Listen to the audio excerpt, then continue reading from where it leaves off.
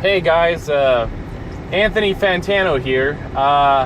Today we're going to look at Super Paper Mario. We're going to have a mathematical analysis of whether or not this is a good game. But before we do that, let's talk about the first Paper Mario game and the second.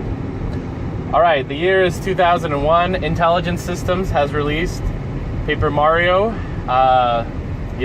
Super Mario RPG 2.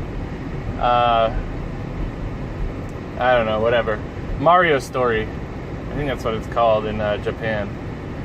So this game, it's fabulous. Wonderful. Such a good game. The music, best video game soundtrack of all time. Let's play some songs. Alright, wow. So good. So good. The story... you play Mario partly, Peach the other time. Such a great dichotomy. The Peach parts are like, wow, this doesn't even make sense. Why am I playing Peach? It's a Mario game. Mario parts are like, oh my god, it's a Mario RPG. They've never done this before. And if your first system was the Nintendo 64, then yeah, those were probably your thoughts. Yes, I know Super Mario RPG came out, but that was for Super Nintendo. Some of us were too young. This game, oh my gosh. Anyway, great game. Move on. GameCube comes out. Paper Mario, Thousand Year Door. What is this? Paper Mario 2, another title that was given. Oh my gosh. The story is so dark, it's kind of ridiculous. You fight an evil demon. Wow. Yeah.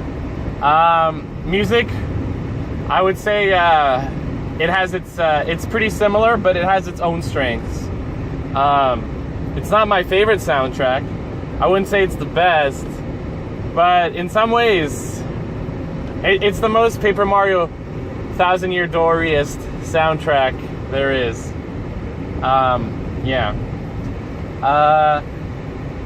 We're not going to play any tracks, but we are going to talk about the story, which we already did. But let's talk about it in a little more detail. There's an evil cyborg. He wants to resurrect the Demon Queen. You play as Bowser in these fake Super Mario Bros. Style levels. Might be the best part of the game. Might be. I don't know. But it might be. It's just so funny and it's glorious, and there's 3 of them and it makes you want more. And then there's the Peach parts, which are pretty much same as before, but I would say they might be a little bit better. They might be a little more interesting. They have to do a little bit with romance, with artificial intelligence. Yeah. But there's one problem with these 2 games. And the problem isn't with the games, it's with us. We're older now, and for Nintendo to keep releasing Paper Marios, they have 2 options. Keep the difficulty the same so that youngsters can keep playing it. The main audience of these games is youngsters, just like it was when we youngsters played it. Or 2, mix it up. And Nintendo decided to do that. And they created Super Paper Mario. And so I don't want to say it's a bad game. Instead, I want to do an objective analysis and look at it whether or not this game. We're just gonna look at how much of it is a waste of time. Okay, I don't really care for the music. Some people do. I want to say the composer is trying to sound a lot like the first 2 Paper Marios. It's a different composer. And sometimes you're like, oh yeah, it's that nice Paper Mario sound. But a lot of it sounds like, it sounds like, well, it tastes just like, off-brand cereal does compared to actual, like Fruity Loops, whatever, blah, blah, blah, blah. You're like, something is off here. Yeah. The story, I don't want to get too much in the story. Apparently, a lot of people think it's the best story out of all the Paper Marios. And up until that point, yeah, I would say it is the best story. But the other stories have their own unique strengths. So I would say, Super Paper Mario, the story is I think I cried at the end of it. That's how good it was. Or I was so shook. I was shook. And then there's, the Paper Mario 1000-Year Door. The story was, a lot more serious. That felt good. I mean, honestly, I only played Paper Mario the 1000-Year Door once because I was like, yeah, this is, wow. There will only be 1,000-year door. And Paper Mario, the first one, it's one of those weird things where the gameplay is the story, which I think Nintendo tries to do a lot. And I think Paper Mario might have done it the best out of any Nintendo game. Even today, it still holds up. Well, I wouldn't say holds up. I mean, outranks the competition. So here's what I'm going to do. I'm going to look at different aspects of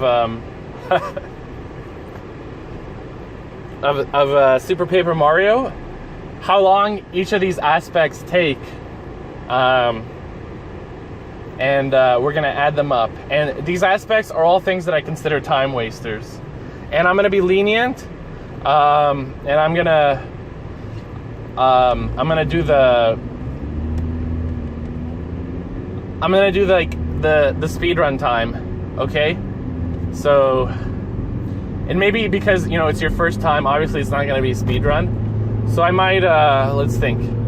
Speedrun's pretty optimized, and unoptimized run is, that's actually a really good question. How fast does a speedrun compare to the optimized time? So I would say probably you're 1.75 times slower. So we're gonna do that. So we're just gonna take the speedrun time, multiply by 1.75. But there are certain things that are cutscenes, and I might just include them. But that might be nitpicking, and I might just change my mind. We don't want to be so negative. There's this one scene where you use Bowser's fire to burn some roots on a tree, and then you watch the roots burn for 10 seconds, and then you can walk through the door. And it's Jesus, have mercy on these programmers. They know not what they do. Oh gosh, yeah. So we're gonna do that. So I'm gonna switch mics because I'm gonna record this part later after I do the math. So okay, I'll see you guys in 1 second. I've listed off the events. Hold on. I've listed off the events in the game according to how long they take. On the left, you have the speedrun time, basically how fast people on YouTube did it. Not all of them were fast, but the ones that weren't fast had 255 HP, so I assume they had everything maxed out. Anyway, on the right is that time multiplied by 1.75, a more realistic time when you're playing the game the first time. So first we start off with Samur's Kingdom, where you have to fight a bunch of guys. Most of them go down in one hit. This part is really boring. They both have a monologue. They all have a speech at the beginning, but it's not very interesting. At least I didn't think it was. And that's during the game. Most of the annoying stuff is after the game. Then you have the Pit of 100 Trials. I didn't include the first one, the one on Flipside, because it's your first time. That's kind of interesting, but we will come back to that. Instead, here's the second one. It takes 75 minutes, much longer your first time, and it's just not very interesting. It's just the first. It's just the Pit of 100 Trials, but harder. But then there's an even graver sin that they commit, where they make you do it all again. So yeah, so you just have to do that one twice, and then you fight the boss at the bottom. After that, I considered Samur's Kingdom Part 2. So this is when you go through all 100 guys. Pretty boring. I didn't include the last guy because that one's kind of interesting. So 99 of them take like 64 minutes on a speed run to beat 112 in real life. After the game, you lose to Tippy, and then you can get her again. You need 999 coins. I was really disappointed because after I did this, I don't know, I just kind of felt empty. I mean, it's kind of stupid that they make you like buy a feature you already had. Although, I mean, it's definitely an original idea. You lose a character and lose an ability, and you have to buy it back in the post game. I mean, that's actually a really, really unique idea. I give them lots of props for that. I wish, I don't know, it's like, it's really high up there. Anyway, so you need 999 coins. Okay, so the fastest way is to get the Amazing Daisy card. It takes like 4 minutes, and you spend 100 coins getting the SP or whatever. So I'm just gonna assume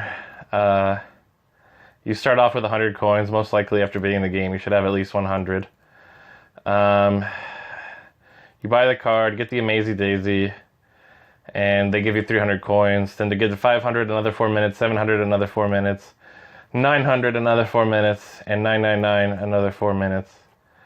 Yeah, it's just kind of, yeah, it's boring.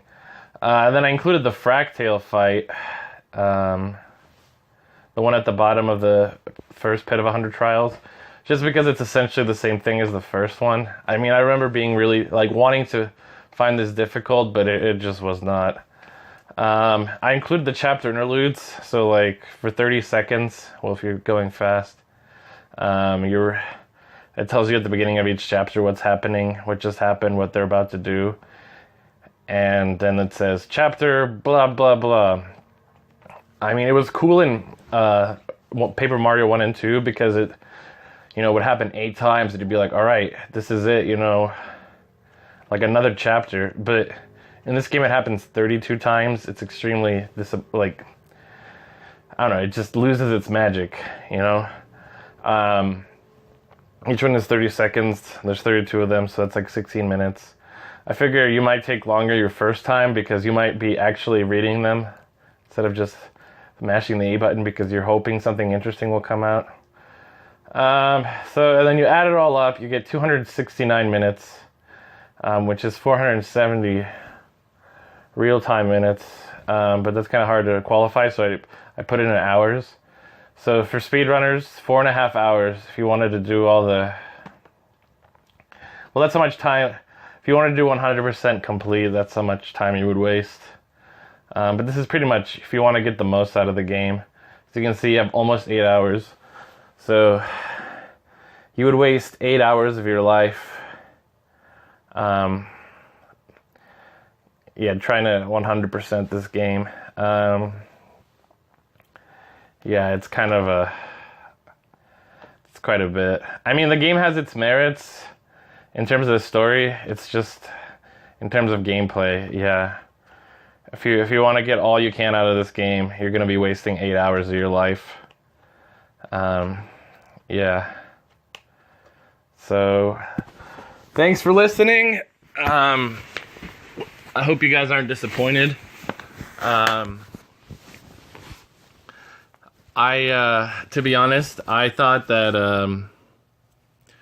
I bought Color Splash just because I like completing stuff, and I wanted to like just color everything in. And in that case, Color Splash might be like, I mean, it's an adult's Paper Mario. I know that sounds ridiculous, but they made a new engine, so it's kind of interesting to learn. There's some stupid stuff in there, like you try to play, rock, paper, scissors, but they give you some hints. There's some back and forth stuff that you have to do in there too. It's kind of annoying, but it ultimately did not disappoint me as much as Super Paper Mario, the back and forth stuff. Also, I thought Color Splash was pretty funny, and yeah, most of us that play RPGs, we're completionists. We want to get every single thing, and Color Splash really makes you work for it. It really brings out the inner OCD in you.